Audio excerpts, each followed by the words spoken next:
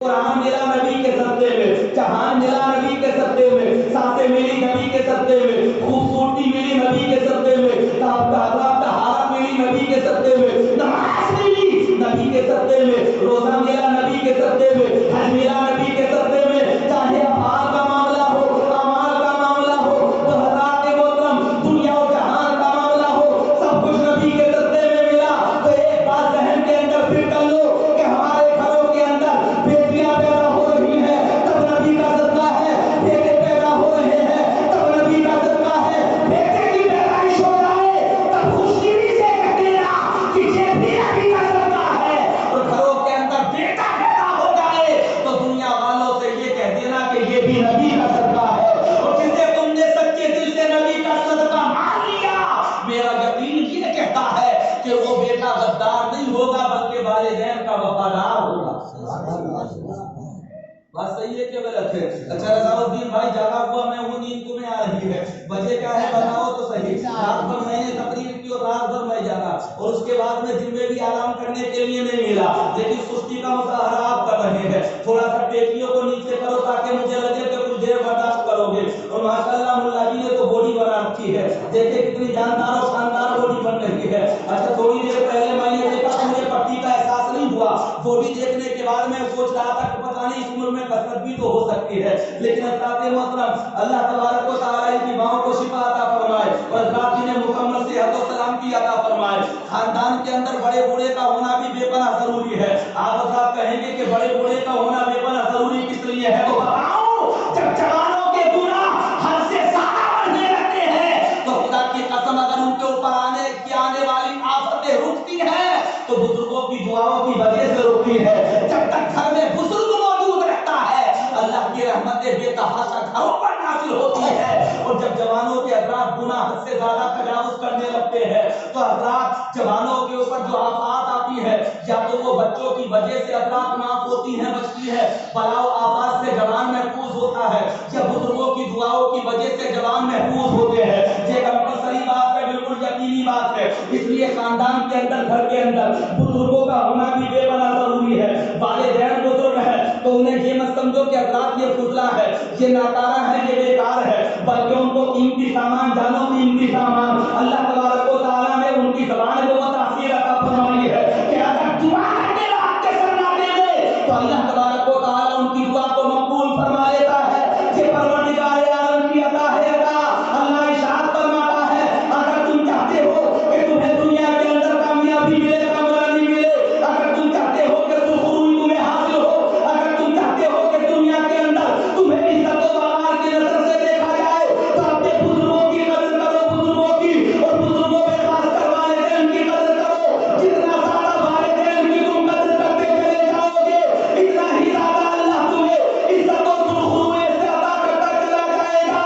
اللہ ارشاد فرماتا ہے اگر تمہارے ماں باپ تم سے راضی ہے تو تمہارا خدا تم سے راضی ہے، اور اگر تمہارے ماں باپ تم سے ناراض ہے تو تمہارا خدا بھی تم سے ناراض ہے۔ صحیح بات۔ تو اس لیے ماں باپ کو راضی کرنا بے پناہ ضروری ہے۔ حضرات ماں باپ کی راضی اور ناراضگی کا خیال رکھا کرے۔ حضرات بزرگ جو ہوتے ہیں بڑی قیمتی سرمایہ ہوتے ہیں، والدین کی خدمت کیا کرو، اگر وہ بیمار ہو جایا کرے تو ان کی عیادت کیا کرو، خبرگیری کیا کرو، مزاج پرسی کیا کرو، جا کر کے دیکھا کرو کہ ان کے حالات کیا ہے، یہ بھی جا کر کے پوچھا کرو کہ دوائی لی کہ نہیں لی، یہ بھی جا کر کے پوچھا کرو کہ دوائی کے لیے پیسے ہیں کہ نہیں ہے، بڑا ضروری ہے۔ میں اور آپ حضرات تو اتنا زیادہ مشغول ہو جاتے ہیں دنیا کے اندر، دنیا میں لہو و لعب میں، اپنی آسائشوں کا خیال ہے، اپنے آرام کا خیال ہے، اپنے بچوں کے آرام کا خیال ہے، اہلیہ کے آرام کا خیال ہے، حضرات رشتہ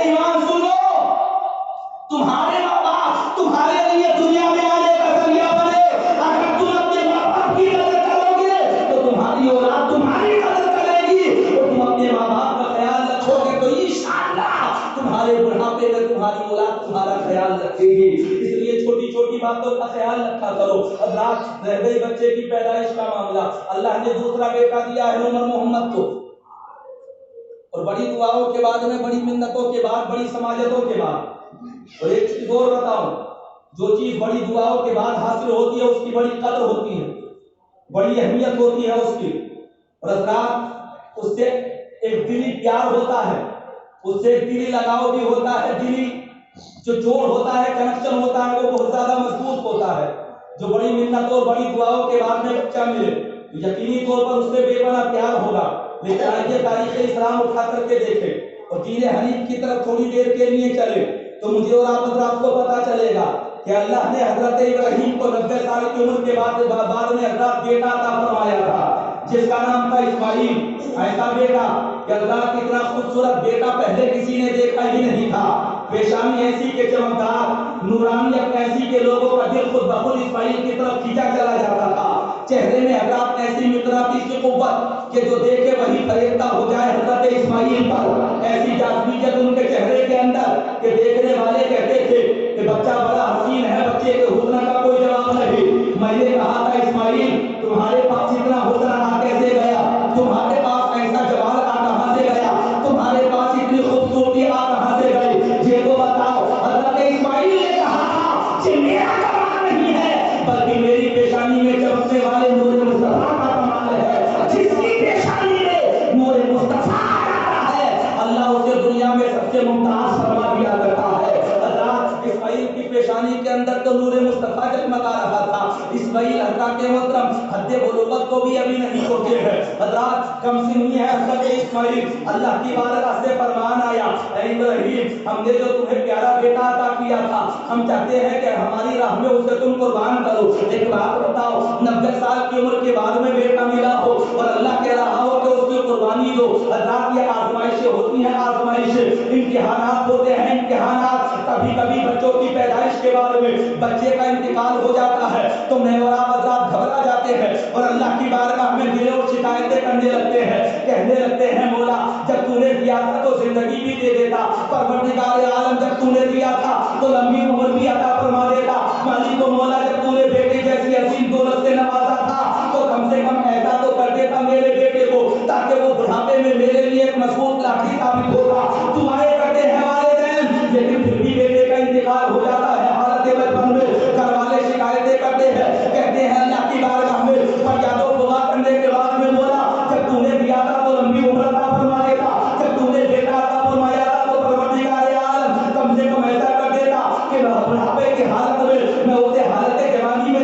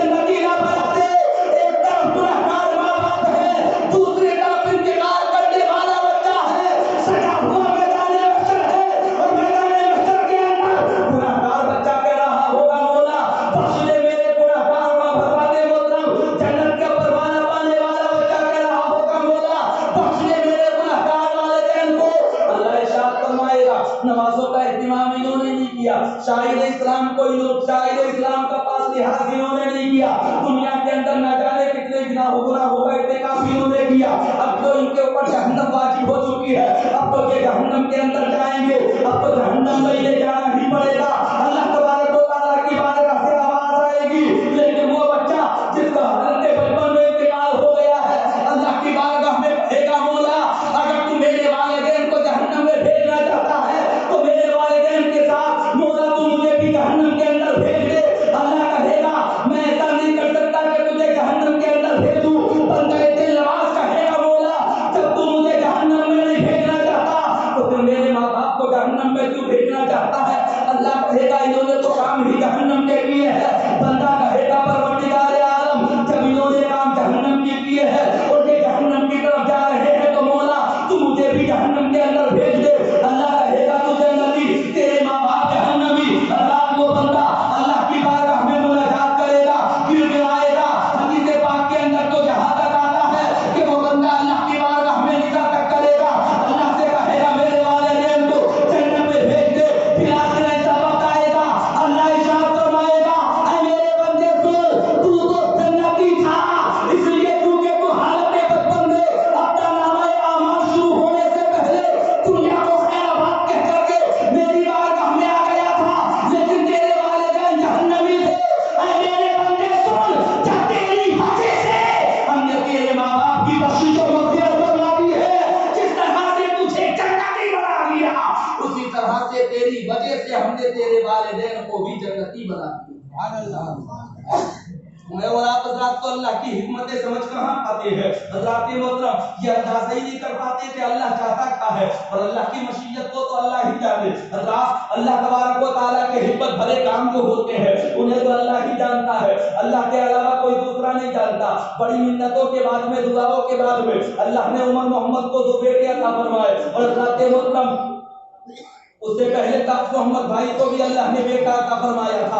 बड़ी दुआओं के बाद में बेटा हुआ था, यहीं पर महफिल पाक का भी इनेकाद हुआ था। हज़रत मोहतरम महल्ले के अंदर खुशी थी, अल्लाह ने कई बेटियों के बाद में बेटा अता फरमाया था, और हज़रत तमाम लोग शादमानी और मसरत में डूबे हुए नजर आ रहे थे। उसकी वजह ये थी कि बड़ी दुआओं के बाद में बेटा पैदा हुआ था, लेकिन अल्लाह को मंजूर कुछ और ही था। अल्लाह ने चंद दिनों के बाद में हज़रत बच्चा बीमार रहा, अपनी बारगाह में बच्चे को बुला लिया। यकीनी तौर पर रात की तन्हाइयों में बेटे की याद इन्हें आती होगी, जब दरवाजे बदलते होंगे तो कभी बेटे का मुस्कुराना या कभी बेटे का रोना याद आता होगा। रात को हज़रत मोहतरम ये भी बड़े बड़े सोचते होंगे कि अल्लाह ने बेटा दिया था तो फिर अपनी बारगाह में क्यों बुला लिया। तरह के ख्यालात इनके दिलों के अंदर आते होंगे, लेकिन सबका जवाब एक ही देना चाहता हूँ, और वो जवाब ये है कि अल्लाह ने मुझे बेटा दिया और बेटा देने के बाद में अपनी बारगाह में बुला लिया। अब सब्र करना, सब्र सबसे काम लेना। तुम कहोगे सब्र कैसे करे, अकेला रहने की कथा रात की तन्हाई में याद आती है, करवटें बदलते हुए याद आती है, रात के सन्नाटे में याद आती है।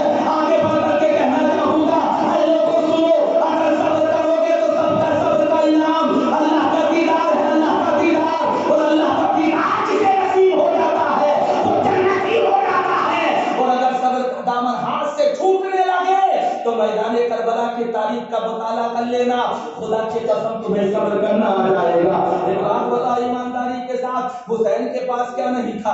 करामत हुसैन के पास थी, ताकत हुसैन के पास थी, अल्लाह की इनायतें हुसैन के साथ थी, अल्लाह की मखसूस मेहरबानियां हुसैन के साथ थी, फरिश्तों का लश्कर हुसैन के साथ था। हज़रत मोहतरम ज़मीन की तुराबें हुसैन के हाथों के अंदर मौजूद थी, नहरे फुरात का पानी हुसैन के अब्रू का इशारा पाने के लिए बेचैन था, लेकिन फिर भी हज़रत इमाम हुसैन मैदान करबला के अंदर सब्र का मुजाहरा कर रहे हैं। हज़रत अली असगर के हल के अंदर आकर के तीर पैबंद हो गया, हुसैन ने सब्र किया, दोनों मोहम्मद कुर्बान हो गए, हुसैन ने सब्र किया। हज़रत कासिम की जवानी लुट गई, हुसैन ने सब्र किया। हज़रत अली असगर को हज़रत मैदान करबला के अंदर ज़िबा कर दिया गया, हज़रत इमाम हुसैन ने सब्र किया। हज़रत अब्बास के भाइयों को मैदान करबला के अंदर शहीद कर दिया गया, हज़रत इमाम हुसैन ने सब्र किया। मैंने कहा था हुसैन ताकत तुम्हारे पास है, करामतें तुम्हारे पास है, अल्लाह की इनायतें तुम्हारे साथ है, तुम अगर चाहो जबान को हिलाओ, पल भर में तमाम यजीद नेस्त तो नाबूद हो जाए, हलाक हो जाए, बर्बाद हो जाए, लेकिन फिर भी तुम खामोश हो। हज़रत इमाम हुसैन ने बवाके दोहर कहा था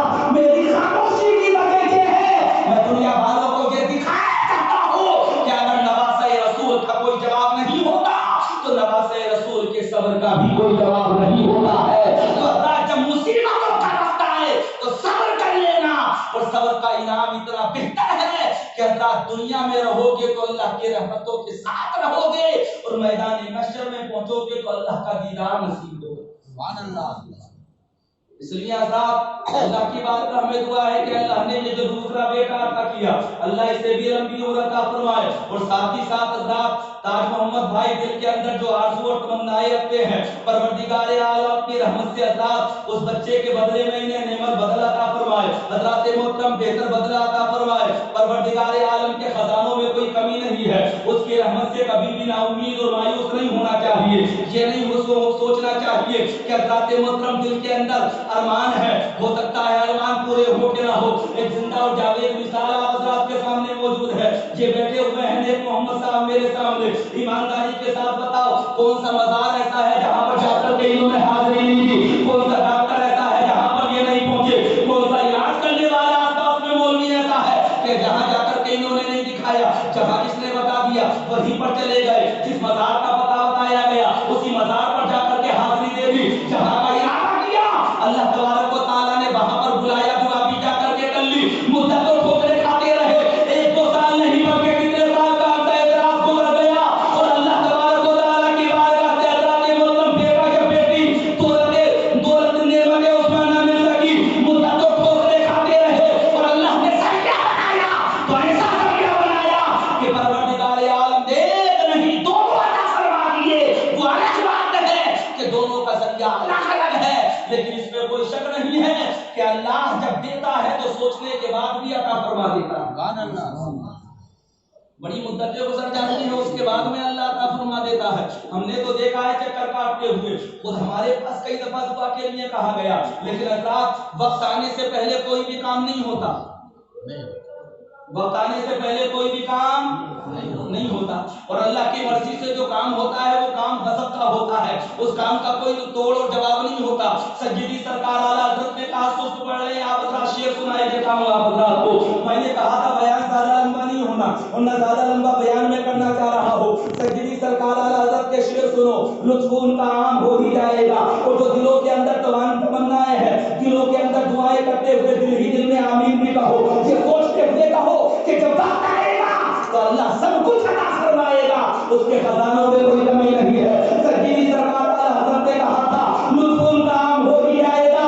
شارحانہ کام ہو ہی جائے گا. مومن و دامن سخی کا کام لو کچھ نہ کچھ انعام ہو ہی جائے گا. ایسا ہر کام کا ایک وقت ہے دل کو بھی آرام ہو ہی جائے گا. اس میں کوئی شک نہیں ہے. جب وقت آ جاتا ہے تو بگڑا ہوا کام بھی بن جاتا ہے. ارے آپ تو انسان ہو انسان. ہم نے تو بزرگوں کی زبانی سنا ہے کہ 13 سال کے بعد میں تو گھوڑوں کی بھی پھر جاتی ہے. نہیں سنا ہے آپ حضرات نے؟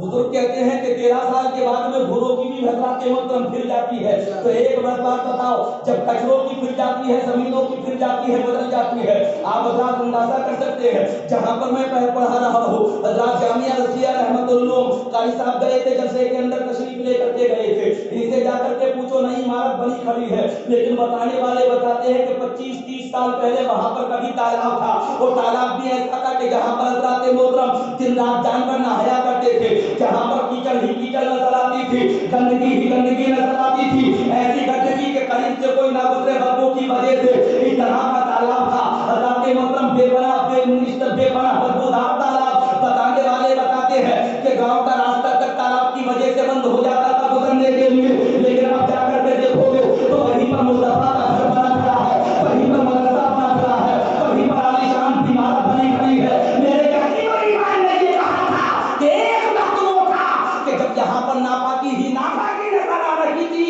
اب اللہ نے تقدیر بدلی تو پاکی ہی پاکی نظر آ رہی ہے. رسول اللہ کا گھر نظر آ رہا ہے تو تقدیر زمین کی بھی بدلتی ہے اور تقدیر انسانوں کی بھی بدلتی ہے.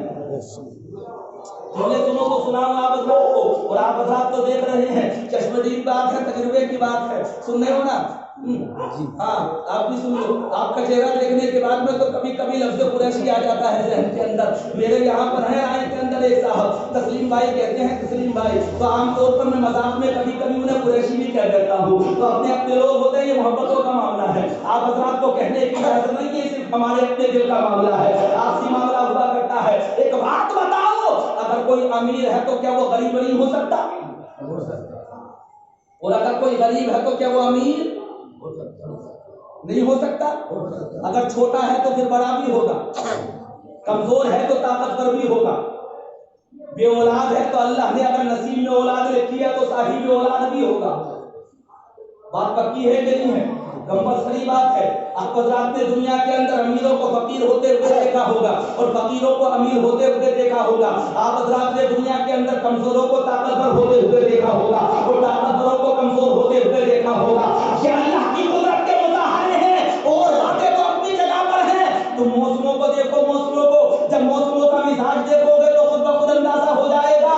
گرمی آئی تو اتنی شدید آئی، ایسا محسوس ہو رہا تھا جیسے سردی آئے گی ہی نہیں، اور پتہ چلتا ہے کہ جب گرمی چلی جاتی ہے تو سردی اتنی تیز آتی ہے کہ ایسا لگتا ہے کہ دوبارہ لوٹ کر کے گرمی نہیں آئے گی۔ اور جب موسم برسات آتا ہے اور باڑھوں کا سیزن آتا ہے تو ایسا لگتا ہے کہ یہ برسات کا موسم جائے گا ہی نہیں، لیکن برسات آئی وہ بھی چلی گئی، گرمی آئی وہ بھی چلی گئی، سردی کا موسم آیا وہ بھی چلا گیا، پھر دوبارہ گرمی لوٹ کر کے آ گئی، پھر پتہ چلا پھر دوبارہ سردی لوٹ کر کے آ گئی، پھر دوبارہ موسم برسات لوٹ کر کے آ گیا۔ اللہ کہنا چاہتا ہے اے میرے بندے سن، کہ میری قدرت کے مظاہرے ہیں، میری قدرت کے مظاہرے، اور میری قدرت کے مظاہرے کے ہوتے ہیں کہ اللہ غریب کو امیر بناتا ہے، امیر کو دوبارہ غریب کرتا ہے، تاکہ دنیا والوں کو یہ پتہ چل جائے کہ دولت کسی کی جب کسی کے باپ کی جاگیر نہیں ہے، بلکہ یہ تو قبضے قدرت میں ہے۔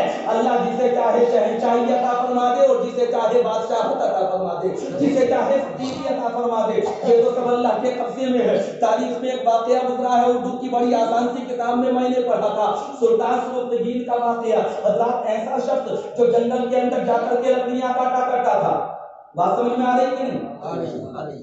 مسکرا کر کے کہو سبحان اللہ۔ سبحان اللہ۔ اچھا میں تھکا ہارا ہو کر کے بھی پوری توجہ کے ساتھ بول رہا ہوں اور آپ حضرات ہیں کہ سستی کا مظاہرہ کر رہے ہیں، مجھے ایسا لگتا ہے کہ بات آپ کی سمجھ میں نہیں آ رہی۔ جمشید بھائی تھوڑا سا ہاتھ ہٹاؤ، یہ جو ٹیکیا سے آپ نے تھوڑی کو روک رکھا ہے، گردن کو روک رکھا ہے، اس کو تھوڑا سا ہٹا لو تاکہ لگے کہ آپ کی گردن اللہ کا فضل ہے، بغیر ہاتھ کے سہارے کے بھی اپنی جگہ پر رک سکتی ہے۔ حضرات سلطان سبکتگین کا واقعہ میں نے پڑھا، اتنا غریب آدمی کہ حضرات گزر بسر ہوتی تھی تو جنگل سے لکڑیاں کاٹنے کے بعد ہوتی تھی۔ ہم نے تو دیکھا ہے کہ پھاوڑا چلانے والے امیر بن گئے اور حضرات امیر پھاوڑا چلانے لگی۔ ہمارے یہاں پر سنبل کے قریب میں پیٹرول پمپ ہوا کرتا تھا، بڑا امیر آدمی تھا، اتنا امیر آدمی، کہنے والے کہتے تھے بولے صاحب اتنا پیسہ ہے کہ اس کی تو 7 نسلوں سے نہیں کھایا جائے گا، 7 نسلوں سے اتنا پیسہ اس کے پاس موجود ہے۔ ابھی ہمارے طالب علم کا زمانہ چل ہی رہا تھا، ہم دیکھا کرتے تھے کبھی کبھی ذکر ہوتا تھا آپس میں کہ اتنا پیسہ ہے اس کے پاس میں، اتنے پیٹرول پمپ ہے، اتنا خزانہ ہے، اتنے کارخانے ہیں، سے ذکر بارہا سنا جاتا تھا، بارہا دیکھا کرتے تھے۔ تھوڑے سے بڑے ہوئے وقت گزرتا رہا، تعلیمی دور گزرتا رہا، حضرات تھوڑے دنوں کے بعد میں پتا چلا کہ پیٹرول پمپ بکنے کا نمبر آ گیا، پتا چلا کہ سنبل کے ہی ایک شخص نے خرید لیا، اس کے بعد میں پتا چلا کہ کارخانے بکنے کا نمبر آ گیا، حضرات محترم کارخانے بھی بک گئے، اس کے بعد میں پتا چلا کہ صدمے میں بڑے میاں کا انتقال ہو گیا، وہ بھی دنیا کو چھوڑ کر کے چلے گئے۔ اب ان کی اولادیں تھیں، ان کی اولادوں کے بارے میں بتایا گیا کہ رکشہ چلا کر کے زندگی گزار رہے ہیں، دنیا کے اندر دن گزر رہے ہیں، یہ کو بتاؤ جب تم یہ کہتے تھے کہ اس کی 7 نسلوں سے بھی پیسہ ختم نہیں ہوگا تو اس کا پیسہ چلا کہاں گیا؟ اللہ بتانا چاہتا ہے تیرے پیسے کی تو کوئی بساط نہیں، رب اگر چاہے تو قارون کے خزانے کو بھی زمین میں دھنسا سکتا ہے۔ تو میرے اور آپ